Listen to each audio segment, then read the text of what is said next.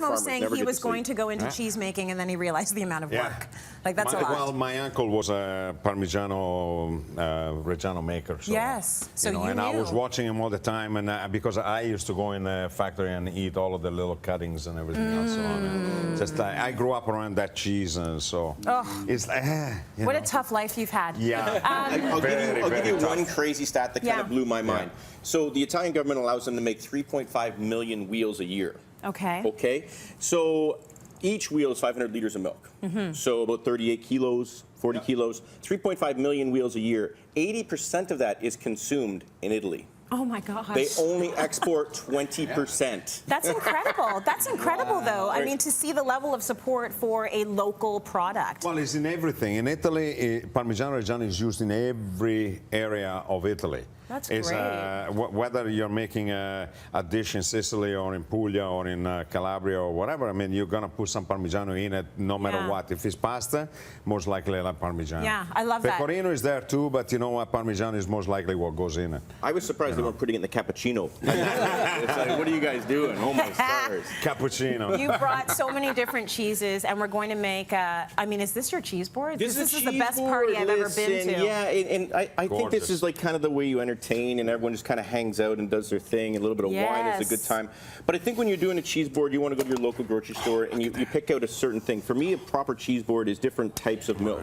So I like the cow's milk, which is like the Parmesan, obviously. You got two separate ones. We have a 2-year-old, a 3-year-old. We've got a 2-year-old smoked cheddar here. But then I want to see like a goat's milk too. Yeah. And so down below we got the peppercorn, the fig, the regular goat. You can actually get stuff that's aged a little bit longer and a little bit firmer. All this cheese came from PC Loblaws. Gentlemen, carry on. You're doing a great job over there. When are we going to start cutting into this cheese? Come on. We can start getting in there. I got some fresh buffalo milk back here and that kind of stuff. So the next step, what you want to do is what do you serve with a cheese board? It's easy enough to go and buy it and put it out. But what do you do? So let's move some of this out of Massimo's way so we stop seeing it. There's little all cheese sorts of twists, little different puff pastries, right? A little bit of pizza skins. I mean, I got some fresh tomatoes from the garden. That's going to go back with the olives, black and green. Nice. I'm going to do some nuts. Oh, that's good. Now, if you put the olives out, well, the honeycomb's the best part, right? Oh, yeah. Put a little glass jar beside the olives so people can put the pits there. If not, you'll be finding them all over your house. Yeah, that's smart. That's smart. Oh, like these ones? Exactly, right? So the honeycomb's kind of cool because you can put that out front, and nobody really knows what to do with it. They know it's expensive, but it's kind of fun. It's kind of like a little kind of trick that chefs do because they cut into it, and then they're nibbling like, oh, this is so good, and then they find there's wax in their mouth. You can kind of stand behind the cheese board and you see people spitting the wax out. I don't know, my mind works a different way. You're crazy. Okay, and then meat.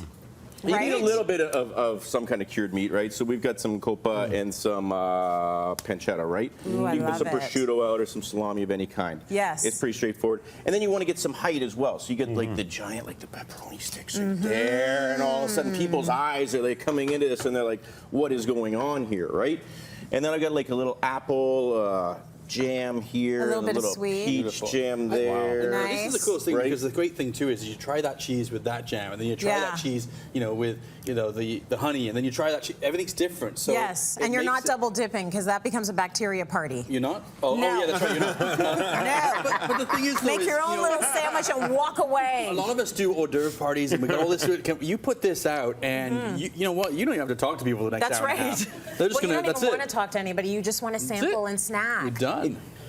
It's nice to have a little bit of fruit out. The figs are really kind of clean. Yeah. The grapes and the apples kind of work too. But this is what you want to do. You just kind of want to hang out here, and you kind of like, just picking a little friend over there. Is there anything here from Ontario? Do you have any Ontario cheeses? Jay, right here, Jay. Yeah, absolutely. We've got the Canadian cheddar, 100%. We got the goat cheese is local as well.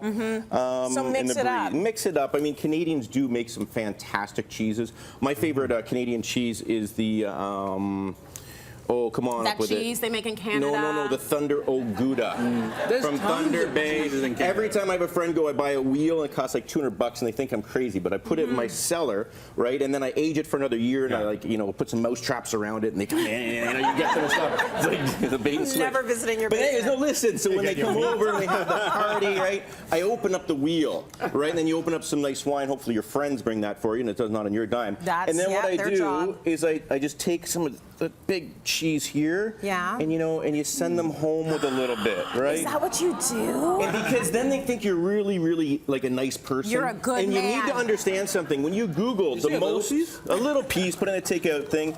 When you Google most stolen items at the grocery store, cheese is actually #1. Really? So your friends are going to steal it regardless when you go to the bathroom. So you might as well put it in a package. Yeah. Take a piece home, right? You know what? Nice. I really like this as a little takeaway gift. This is amazing. This is like $20.